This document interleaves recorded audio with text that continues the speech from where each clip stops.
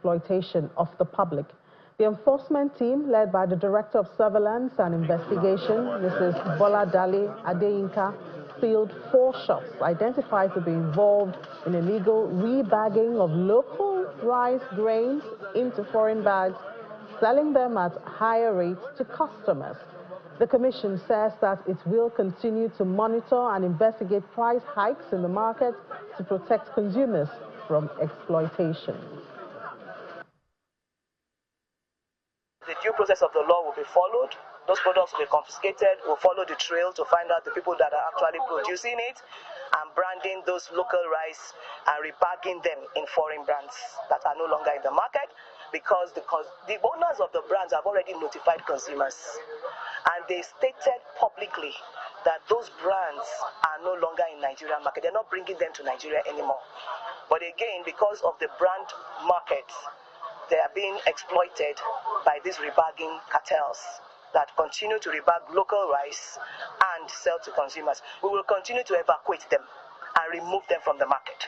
As we continue to intensify and warn everybody, please be sure that you are buying from our mills. We will do the needful as much as we can based on intelligence. We will keep ourselves under radar to continue to monitor the intelligence. But particularly, we will also today visit where the bags are sold. As you are aware, you cannot be selling branded bags.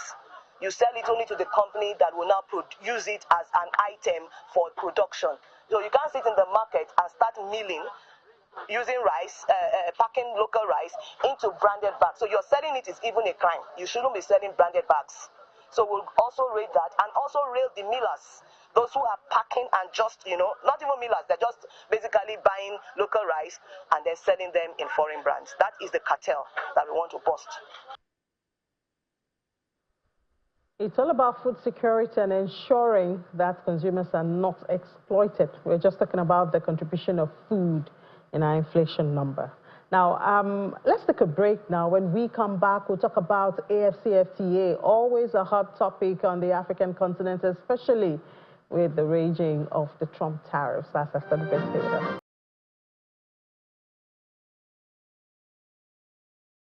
With the tariff tension going on around the world, the issue of AfCFTA and the over 1 billion markets available in Africa has come to the fore.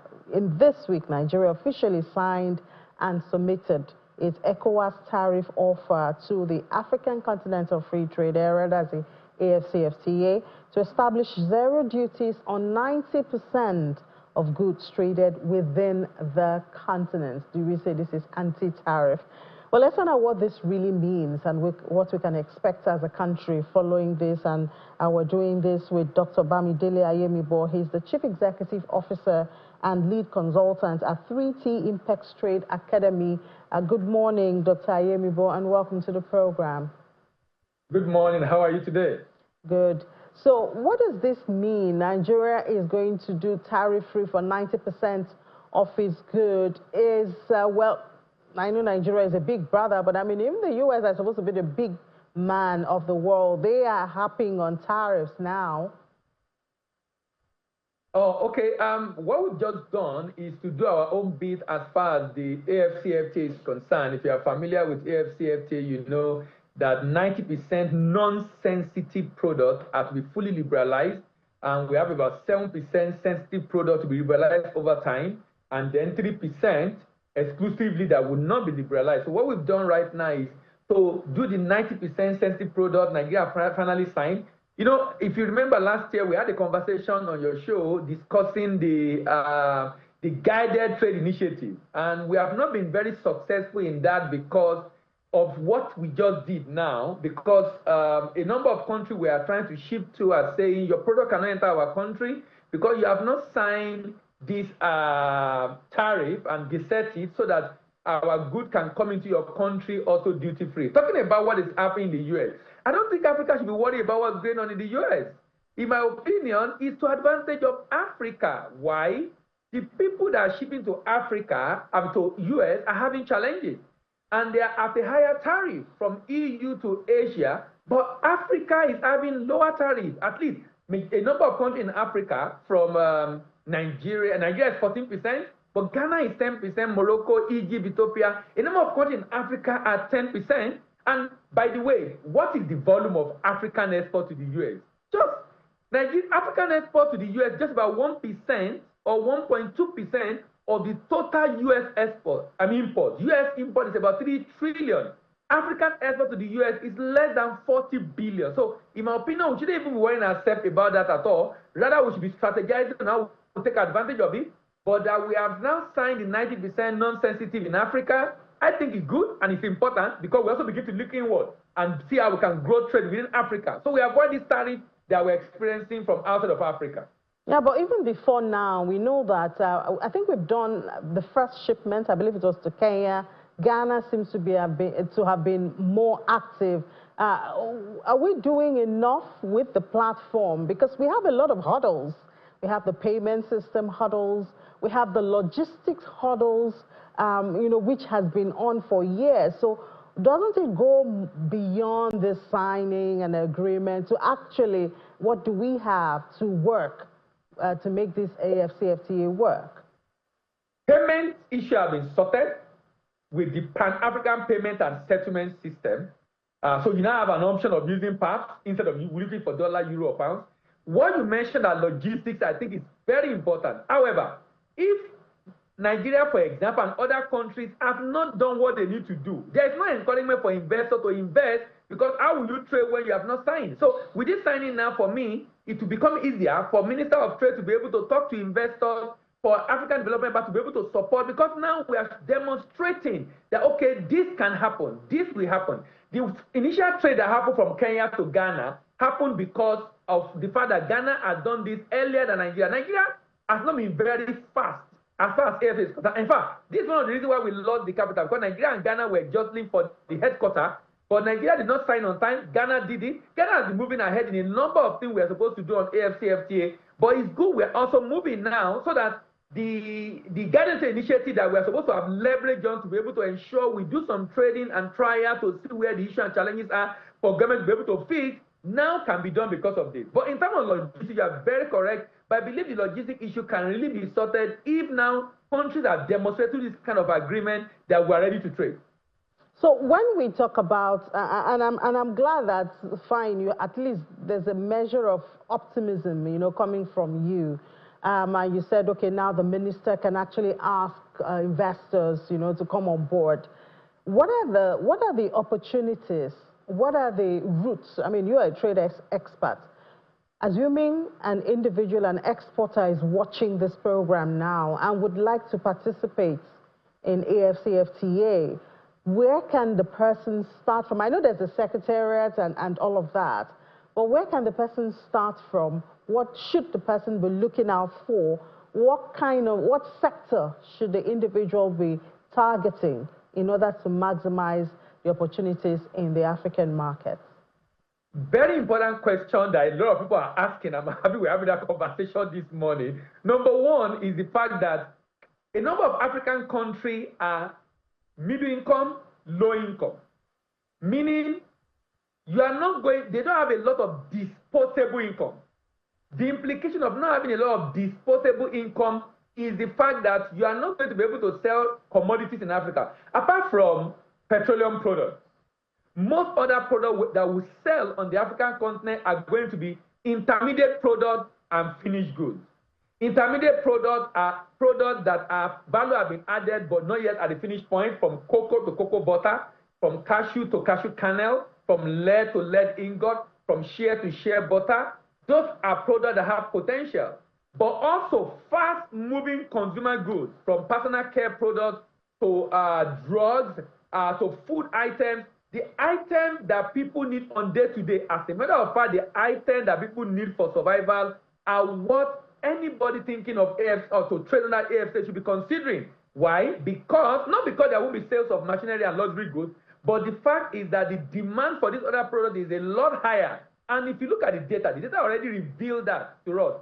The fact that these are the products that we already have a lot of gap within Africa, and with the fact that this will be eliminated within Africa, that will make an African country to stand the chance of selling. So, for example, Nigeria can sell that competitively, maybe in Ghana or Kenya or Ethiopia, because now the duty that Ethiopia is putting on that product, which is a challenge for a Chinese and a challenge for Nigeria shipping similar goods, has now been removed for Nigeria and creating that market for Nigeria. So for me, fast-moving consumer goods, personal care products, drugs, and products that people need for survival will be of immense importance under AfCFTA because commodities is not going to be purchased by many people because we currently are producing a lot of commodities in many African countries and shipping to Asia, Europe, and America.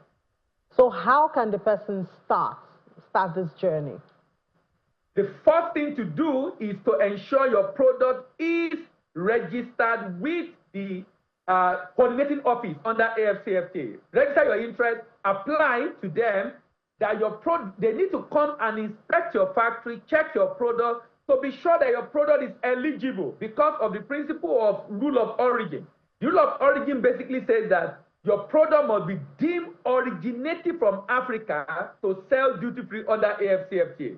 That means either there is a substantial value addition or there is the raw material, like 50, 60, or 70%, depending on the nature of the product, is sourced from any of the African countries, or there is a level of processing that change the tariff heading of the product in such a way that which shows that you have added a lot of value. So, for example, instead of I'm moving wood into Africa and I convert to furniture, that would be a substantial processing.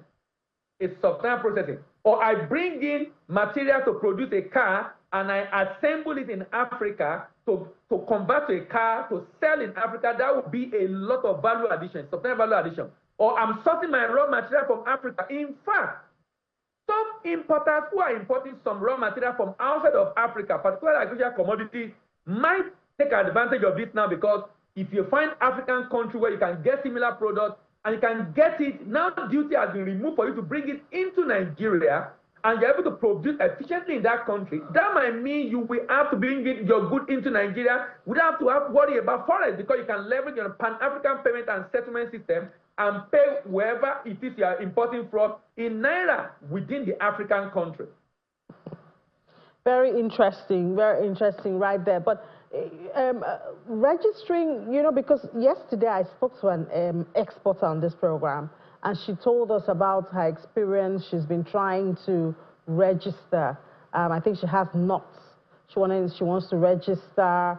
No, I think it was CREAM because it's NAFDAC.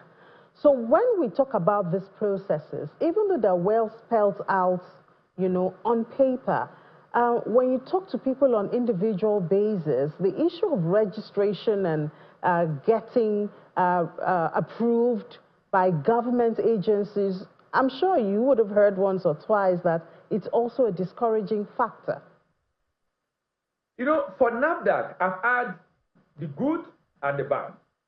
So what I think is my conclusion on both of them is the knowledge of the person applying on what he needs to get ready before even approaching NAFDAC in the first place. Because I have people that have had fantastic experience with NAFDAC. I have people that also have very bad experience. I was at the program on Monday, the one you mentioned, we're talking on phone, and someone in that program was talking about his experience with NAFDAC. And the fact that the program, he was commending NAFDAC on how NAFDAC have helped him.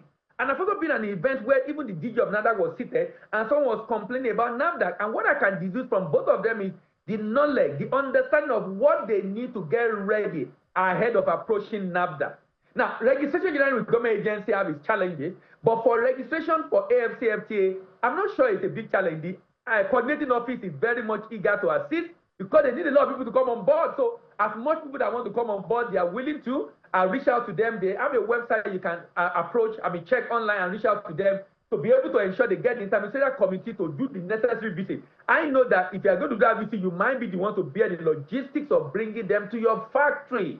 I'm not sure if they have a budget for that, but besides that, I think the process is pretty much smooth, and the document and of course, the certificate I understand will be issued by the customs, and that will be required for you to be eligible to ship to any African country and be duty-free in that country. All right. Well, we hope to populate that platform, the AfCFTA platform.